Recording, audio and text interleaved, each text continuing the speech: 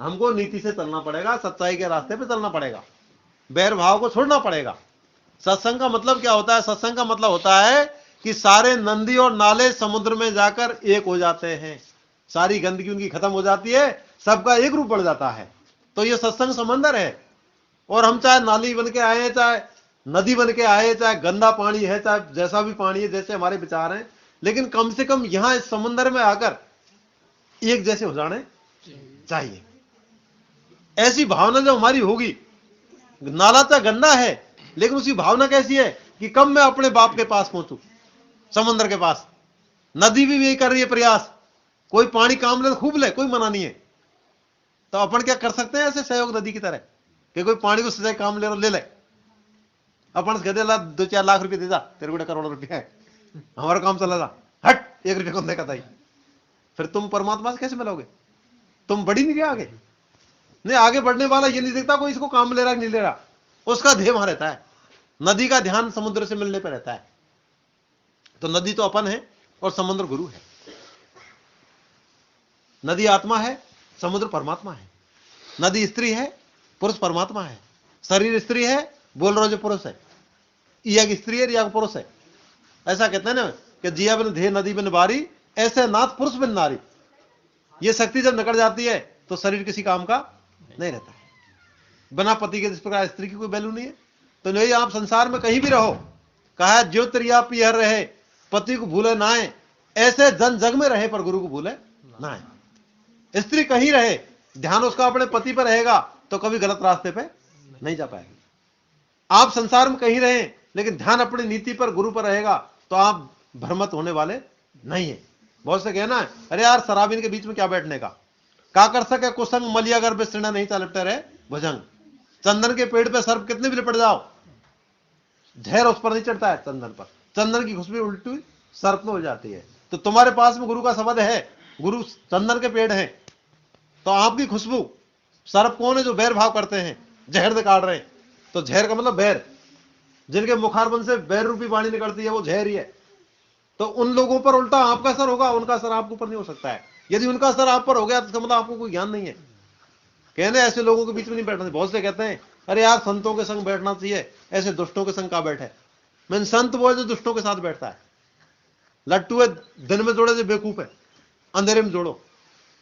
तो अज्ञानियों से बात करो, ज्ञानियों से क्या बात करने का? ज्ञानी तो पहले ही फुल है टंकी। भूखन को रोटी खिलाओ, प्यासन को पानी पिलाओ, दादन को नहीं। जिसको कोई नहीं खिलाता उसको खिलाओ, जिसको सब खिलाते उनको तुम क्या खिलाओ? नहीं, जिसको कोई नहीं खिलाता, जब महाराज से कहीं कोई नहीं, महाराज बच्ची को बच्चा चाहिए, मैं जैसे कराऊं जो कोई कुन करे, मैं जैसे कर उसको कराऊं जो कोई कुन करे। कोई करे मुका जरूरत पड़ रही है करवा भी, मैं तो नहीं कर जो करवाऊं। कि जिसका कोई नहीं उसका तो खुदा है यारो। जिसके साथ कोई नहीं रहता उसके साथ मैं रहता हूं भाई। नहीं क्या? जिसको सहारे की जरूरत है ही नहीं है उसको सहारा रखने का जरूरत पड़ रही है। नहीं, जिसको सहारे की जरूरत है वाला का सहारा। तो ये धर्म का काम है। तो हम इस भ्रम में, मतलब सारा संसार भ्रम में जी रहा है, वरना सब में गुरु बचा हुआ है। यदि आपके अंदर गुरु है तो आपको सब में नजर आएगा कि तो में मुंह में खड़क हम में पूरे जगदीश। सबके अंदर शक्ति एक है, कनेक्शन एक है। चाहे लट्टू हो, चाहे पंखा हो, चाहे विद्युत मोटर हो, चाहे लकड़ी काटने की आरा मशीन हो, चाहे रेलगाड़ी चलाने का सिस्टम हो, कनेक्शन सब में एक है। ढांचे अलग अलग बने हुए हैं। तो ये ढांचे अलग अलग है लेकिन इनके अंदर शक्ति एक है। अब तुम एक पे आओगे जब तुमको एक नजर आएगी। अब तुम एक पे खुद ही नहीं हो।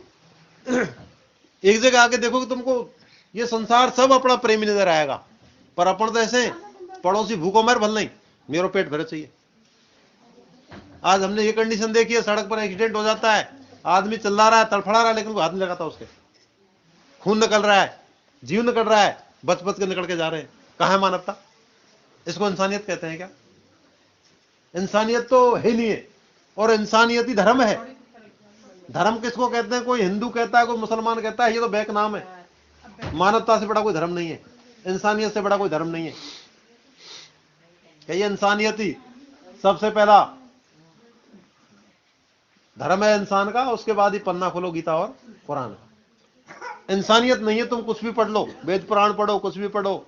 वही किस्सा है ना, थोड़ी देर पहले हम कह रहे थे कि एक बार एक कोई पंडित था, काशी गया, वेद पुराणों का अध्ययन किया, शास्त्रों में निपुण हो गया और पूरा ज्ञान लेके जब चले वहां से, तो उसको क्या नदी पार करनी थी, तो वहां एक नाविक अपनी नाव लेके बैठा हुआ था कि नदी पार करवाएगा, बिल्कुल बाबा बैठो। तो बाबा बैठ गया। तो बाबा को ज्ञान का घमंड हो गया कि वेद शास्त्रों का ज्ञान है अपन को जो कह रहा हो। अरे यार नाविक, तू ऐसा, तू कोई वेद पुराण के बारे में कुछ जानता है क्या? कि महाराज मैं तो अनपढ़ हूं, मैं कह रहा हूं वेद पुराण का है। तो तूने कभी भगवान का भजन किया है? कि मैं जानता नहीं भगवान का भजन कैसे करते हैं। तूने कभी जब तब किया है? कि मैं जानू कहा जब तक। साले तू कुछ नहीं जानता है, तेरा जीवन व्यर्थ में गया।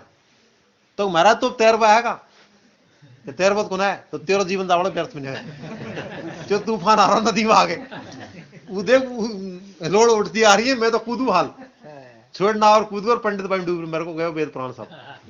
तो वेद पुराण का काम भाई आप जो कह रामायण पाठ कर, यज्ञ कर, जप कर, तप कर, खेती कर, पेट पास भरो थिएटर को, खेती बाड़ी करो, बच्चों को पढ़ाओ लिखाओ, बिन से कते काम को, मंदिर में रात दिन भजन करो, चादर ओढ़ ओढ़ और खेत सूख रहो, पानी से खेत मुंह में भजन।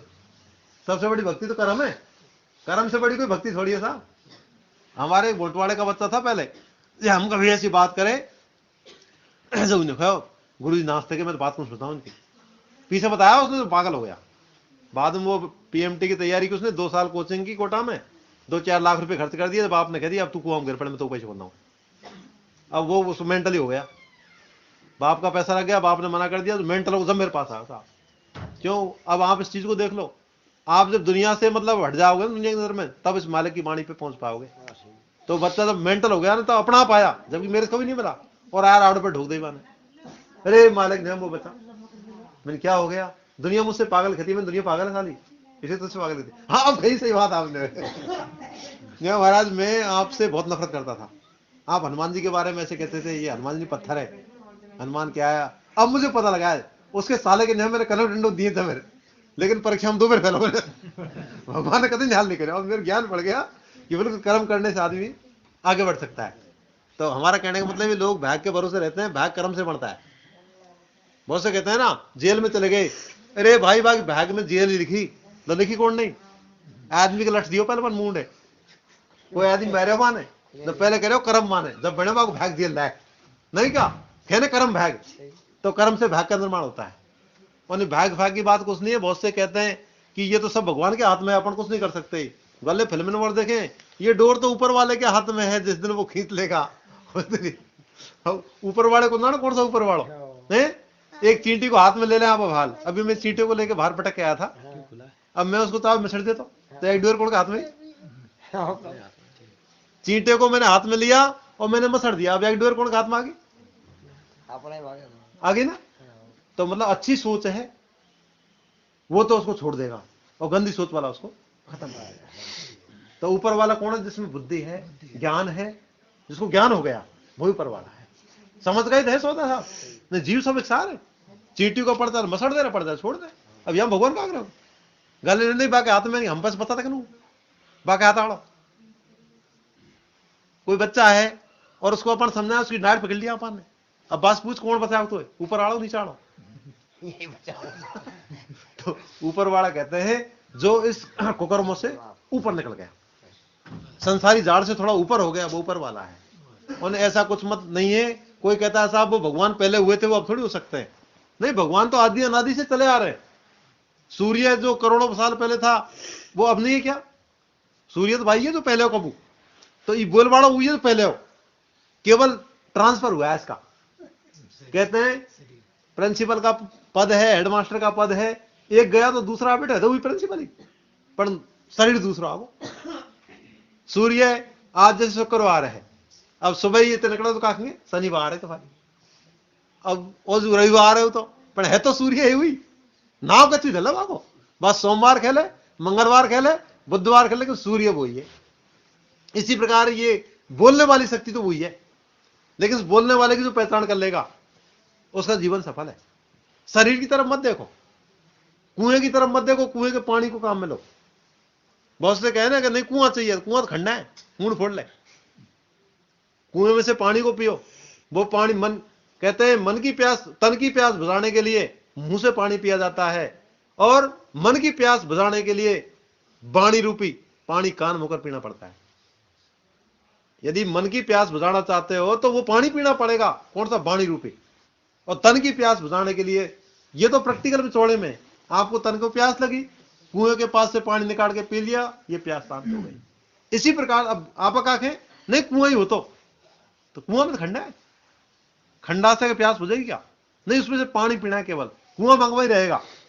इसी प्रकार ये शरीर कुआं है, इसके अंदर से जो वाणी निकल रही है वो पानी की तरह है, इसको पियो, आपकी मन की प्यास शांत हो सकती है।